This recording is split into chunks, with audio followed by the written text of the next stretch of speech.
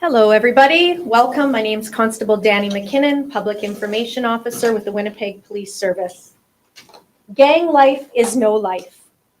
A dedicated campaign to youth in Manitoba. Today, the success and results of this campaign will be provided. And we have some guests with us. Carrie Irvin Ross, CEO of the Link Youth and Family Supports, as well Minister of Justice and Attorney General of Manitoba, Mr. Matt Wiebe. And to begin, we invite Inspector Hall, Commander of the Organized Crime Division for the Winnipeg Police Service.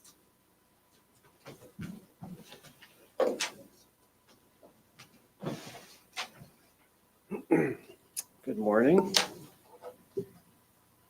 So I just want to welcome our guests here. I also want to welcome Jared Hall from the RCMP. He's the co-chair of the Manitoba Organized Crime Committee. In my role here, I have several hats. One of them is the chair of the Organized Crime Committee, and that's through the Manitoba Association Chiefs of Police. And the Organized Crime Committee was established about 3 years ago to educate officers about issues surrounding organized crime and educate the public about organized crime. And so this is our first really big presentation we want to make today. So I'll give a background. So in July of 2023, the Link Youth Family Supports, Manitoba Justice, Argyle Communications, and the Manitoba Association Chiefs of Police Organized Crime Committee, on behalf of Manitoba police agencies, kicked off a cutting-edge gang prevention campaign aimed at assisting youth between the ages of 13 and 16. 3 short, gritty videos broke down the myths of gang life that included sexual exploitation, firearm violence, and drug trafficking. The media campaign was initiated for young people in Manitoba and provided a phone number at the end of the videos, encouraging viewers to send a text message to the link. The link could then provide around-the-clock assistance and referrals to these individuals. This initiative proved to be highly successful. As you can see by the results, over a 12-week period, and within the borders of Manitoba, nearly 12 million impressions to devices were received. Over 45,000 individuals viewed the videos, which resulted in 150 referrals to the link or other assisting agencies. I have to stress these results are significant. The traditional gang prevention work provided by Constable Michelle DeGroot on average results in 15 referrals to assist young people to exit gangs during the school months. Michelle also works with 8 to 12 young people at any given time during the school year. I expect referrals will increase as Michelle has continued with her incredible effort by partnering with the Spence Neighborhood Association and Della Stanky, a talented artist who has the ability to remove unwanted gang tattoos to youth at no charge. This program is currently expanding into correctional facilities in Manitoba, providing platforms for individuals who do not want to re-enter into gang life. And it's my understanding this is the first program of its kind in Canada. This prevention method by the Winnipeg Police Service is essential and will continue. I've allocated funding for Michelle to continue her gang prevention efforts for the next 5 years. Although the traditional gang prevention strategy in place is essential, the Organized Crime Committee recognized that accessing technology and connecting with young people through their mobile devices could provide additional off-ramps. 150 referrals in a 12-week period is a game changer. The use of algorithms and social media platforms provided an avenue not previously attempted by the Organized Crime Committee to empower young people to exit a gang or make a lifestyle change. The best part of this, we were able to connect with youth across the province. Providing this kind of off-ramp enables young people to maneuver through difficult times, provides exit strategies to gang life. It can potentially save individuals' lives and create safer communities. There's been great interest from other law enforcement agencies in Canada and the United States about this program. As we're eager to share our success and blueprint for the campaign, I want to be very clear, at no time will police inquire about conversations, information, or the identity of individuals calling. This is a discrete initiative, independent from law enforcement and sovereign to the link. The Manitoba Association Chiefs of Police has graciously agreed to fund a second Gang Life is No Life campaign. In working with my Executive Director of Strategic Affairs, I've secured Winnipeg Police Service Guns and Gangs funding for a third media campaign for the province in the future, if desired. I speak on behalf of the Organized Crime Committee and Manitoba police agencies across the province. Lord Schumacher, President of the Manitoba Association Chiefs of Police, and saying thank you to the Link Youth and Family Supports and all of their efforts. This campaign fails without the commitment and hard work from the Link to strengthen and empower our community. Thank you very much.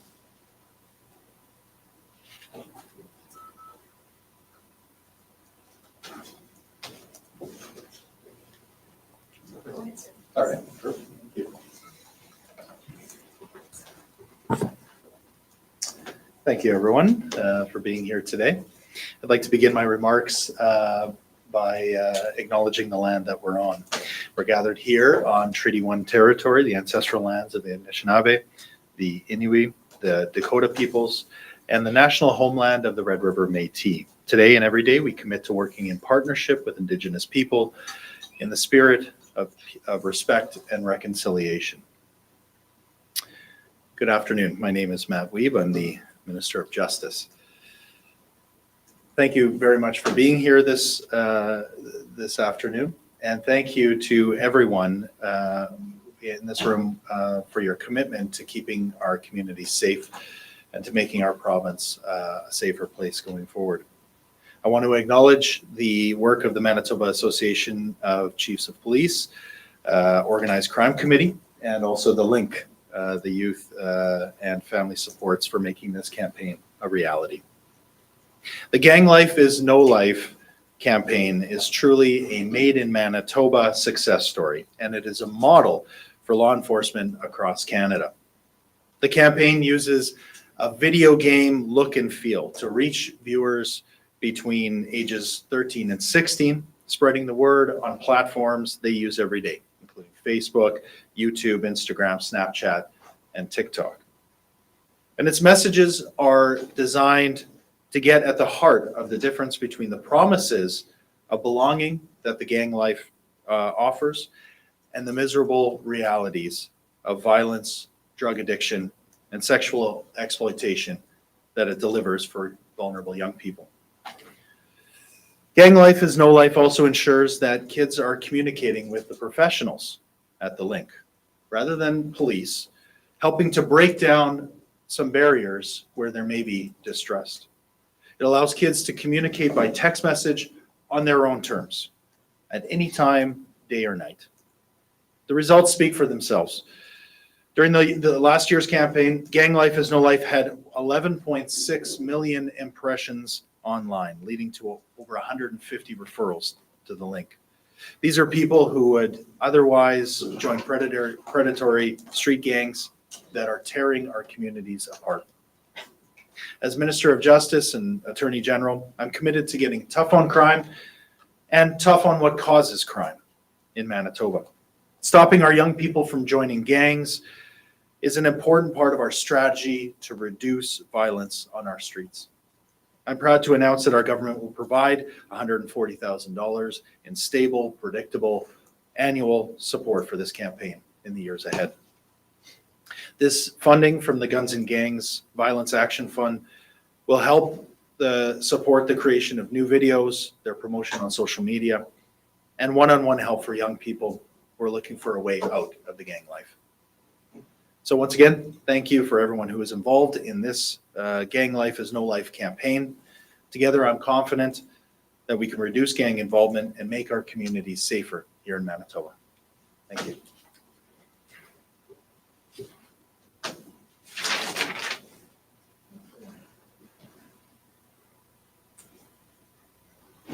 Good morning. It is an honor for the Link to be a partner within this initiative. I want to put a face to who the young people are. They could be your neighbors. They could be your son, your daughter. They could be someone you know. Every day at the Link, with our harm reduction approach, we welcome hundreds of young people into our space. We don't ask questions. We provide a safe space for them to participate in whatever way they want. Our participation in this program has opened up a new avenue for young people to access services in a confidential way. Why do young people join gangs? I think the experts are in this room, but we also hear from the young people. It's a sense of belonging, it's poverty, it's fear, it's exploitation. We all need to work together to address those issues. But until we resolve those issues, we have a responsibility to let the young people in our province know that there is a way out, that there are helpers that are here to support them. At the Link, we are very honored to have the direct service workers responding to those text messages that are reaching out, asking for help. They don't need to share their names. We are there, we're available, helping to find out that path forward. Obviously, it might not be on that first contact. It might not be on the second one. It may take hundreds of text messages to connect and to find that avenue, to navigate that system. But what today is about is a commitment from the policing, from the Department of Justice in the province of Manitoba, and from the Link, that we are going to work hard together, we are going to make a difference, and that there is hope. These young people that are involved in gangs, they're not bad people. They're people that are caught up in life circumstances. We need to recognize their gifts, the possibilities, and the opportunities that await for them. Thank you. Sorry. I'm not used to people wanting to take my picture anymore. I can pose later for you. We can now take a few moments if you have any questions specifically to this gang campaign. Maybe for Elton Hall. I just remember when you launched the campaign, that was a gamble. Are you quite proud right now? Oh, I'm extremely proud. Actually, 24 years of policing. I've been involved in a lot of investigations and events, but this is one of the, one of my proudest achievements. And obviously, it's all kinds of officers across the province and the Justice Department and the Link, and everyone's involved in this. But yeah, it's proud. It was, we knew we had an opportunity to reach kids through their devices and young people through their devices. We hired a really good company to help us with it and make this program. But were the kids going to respond? Were young people going to respond? And that was the key. And we knew we had a 3 to 5 second window to try and get their attention. And obviously the product is really good. So I thank Argyle Communications for that. And I'm excited and I'm proud of it and I'm very relieved at the same time. It's great that we can help youth like this. And it really just creates a new avenue for young people. And the last program was 2 phases of the digital campaign. Are you gonna to extend that? So we had one original phase, a 6-week phase, and then we wanted to work through some of the glitches. It was brand new, so we had a second 6-week phase, so for a total of 12 weeks. We're going to do a second phase. Actually, we meet next week, and hopefully the Link will sit down with us as well and give their input. And we'll do another likely 6-week phase. Again, attention spans for younger people, it's very quick. So, for example, if you ran this the whole year, I'm not sure you'd have the kind of results. It might, phase out or young people might lose interest. But if you come up with a new phase or a new idea, it'll work. So are you gonna to use the same video that was? No, we're going to make new videos, and we're going to come up with some new ideas. Obviously, and we want to attract more youth. You might not know offhand, what was the funding for the initial phase last year? What was the money? $150,000, I believe it was. I'm not sure if we used it all. So think of this, in the States, for example, or in other parts of Canada, gang prevention program might have 6 or 8 officers being paid $100,000 or more a year. We sent $150,000 and got the results that you saw there. 150 contacts or referrals, as we call them. You're never going to get that doing it the traditional way. So this is another avenue we can use. What do you think? There's a variety of reasons why this kind of thing is important, but from a policing perspective, why do you think this kind of work is Well, you need a crime prevention program as well when you're dealing with organized crime and gangs, and you need avenues for young people to exit gangs. Crime prevention is a big part of it. It's not just arresting your way out of the problem. So this organized crime committee, this is what this committee was set up to do: educate not only officers, but let's try and educate the public and come up with campaigns to help young people.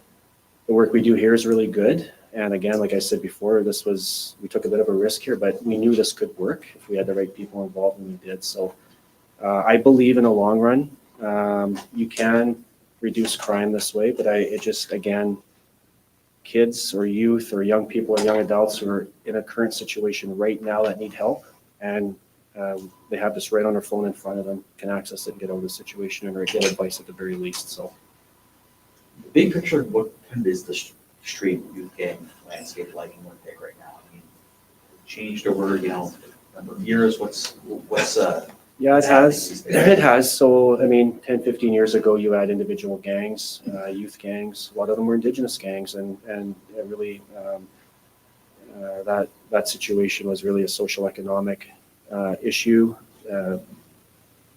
with all kinds of issues stemming from the colonization of indigenous peoples right through.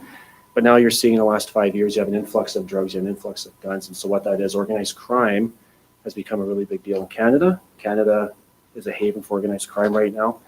And it's these organized crime groups that really influence gangs and street gangs. They fund the street gangs financially. They fund them with large amounts of drugs and now firearms. So the gang landscape in Winnipeg has changed immensely in the last 3 to 5 years because of that.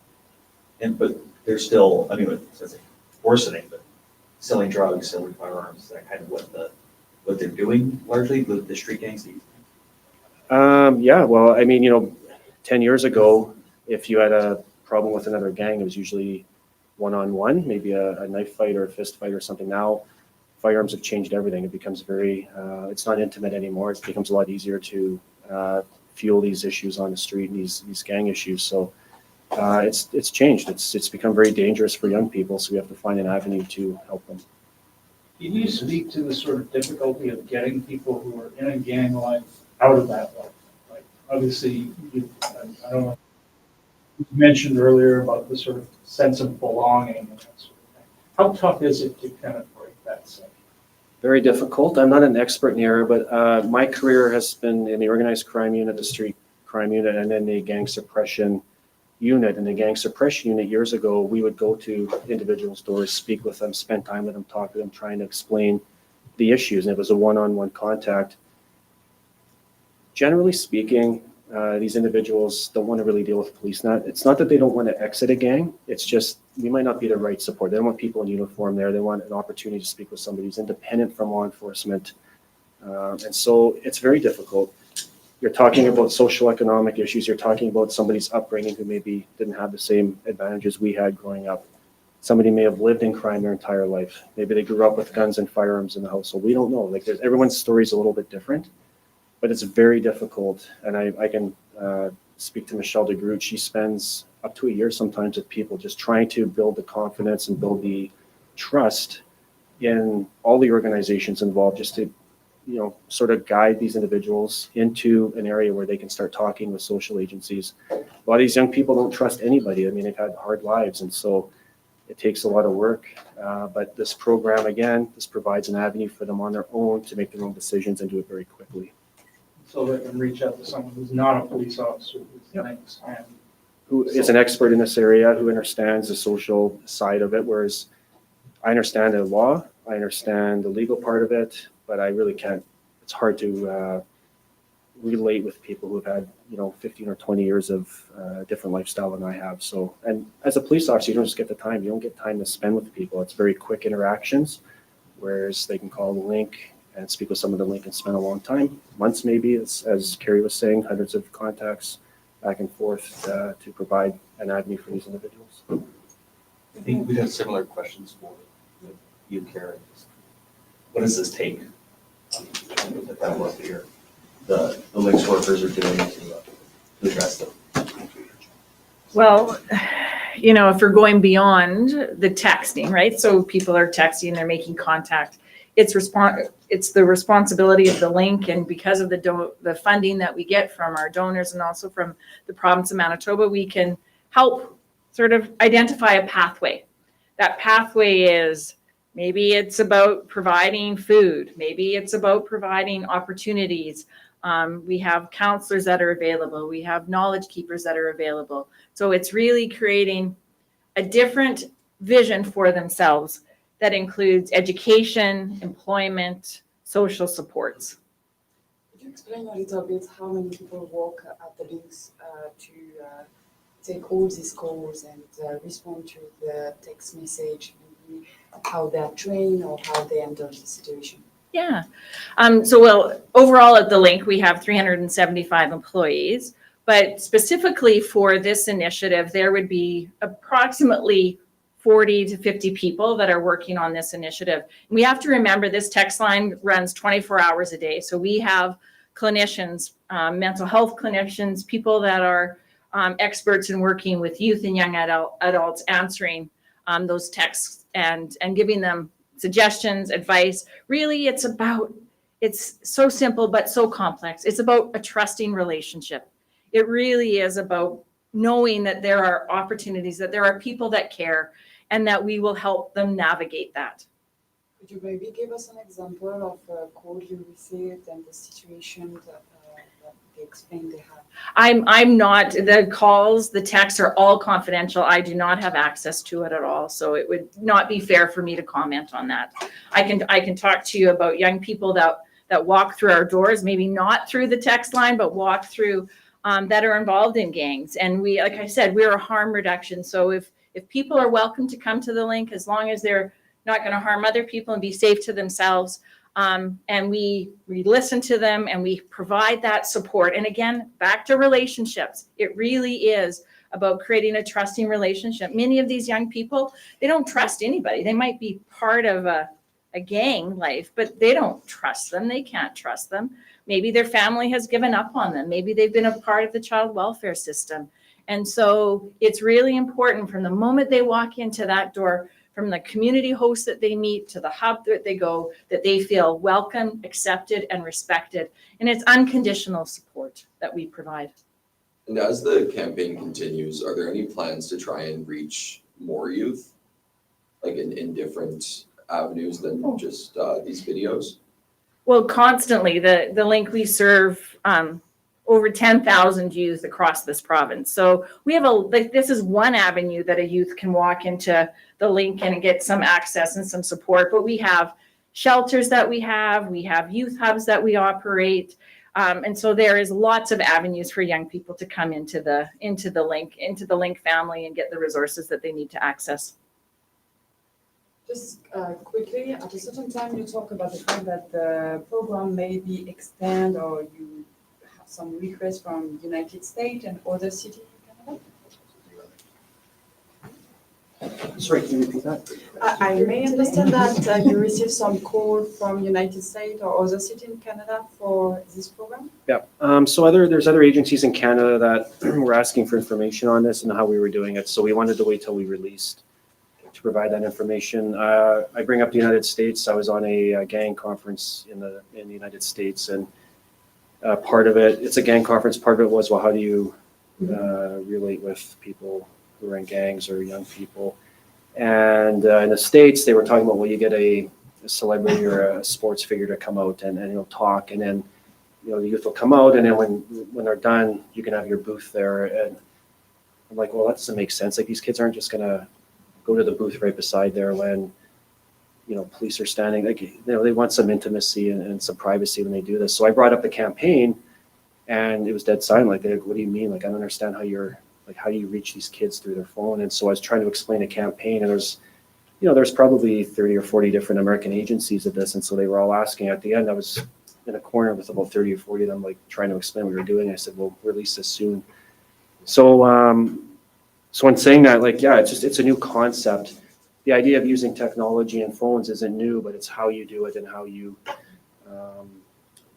reach that certain group of individuals. So it's algorithms, it's using TikTok, it's going onto sites that they go on and actually advertising this program, and that's what it was. How hard is it to sort of convince people, perhaps, I don't want to say my generation, but of our generation, that yes, this is the way you need to reach kids, as opposed to, why don't we just put up flyers?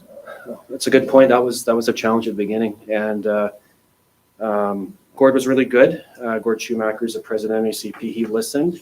But I know when we talked with the RCMP and Winnipeg Police, some of my superiors, I say this with respect, obviously, they're a little older and the concept just wasn't there. Like, why are you spending this money to do this? I don't understand what the results are going to be. And so it took a lot of time.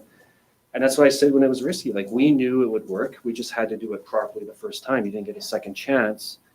But convincing, like, we're talking policing here. Everything's about pennies and dimes, and I'm trying to move money around just to make my unit float.